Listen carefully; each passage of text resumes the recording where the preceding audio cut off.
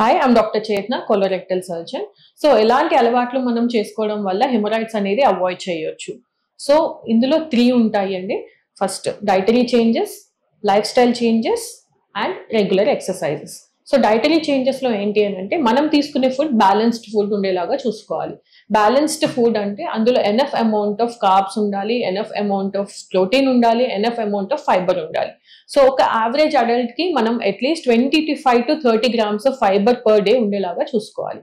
ఆ fibre rich foods అనేది leafy vegetables and fruits, different types of fruits and vegetables మన diet లో add చేసుకోవాలి. నెక్స్ట్ లైఫ్ స్టైల్ చేంజెస్ లో ఏంటి అని అంటే ఒకటే పొజిషన్ లో ఎక్కువసేపు కూర్చోవడం కానీ నుంచోవడం కానీ అవాయిడ్ చేయాలి.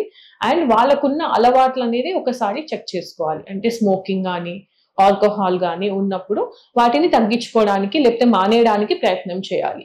అండ్ వాళ్ళు తీసుకుంటున్న కాఫీ కానీ టీ కానీ ఎక్కువ సార్లు కాకుండా తగిన మోతాదులో తీసుకునేలాగా చూసుకోవాలి.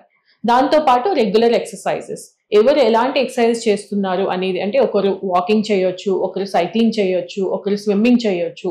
సో అది రెగ్యులర్గా ఎవ్రీడే వాళ్ళు యాక్టివిటీస్ ఉండేలాగా చూసుకుంటూ ఉండడం వల్ల ఏంటి అంటే మన బవల్ హ్యాబిట్స్ అనేది రెగ్యులరైజ్ అవుతుంది. దాంతోపాటు కాన్స్టిపేషన్ అవాయిడ్ చేయొచ్చు. కాబట్టి హెమరాయిడ్స్ అనేది మనం అవాయిడ్ చేయొచ్చు. Thank you.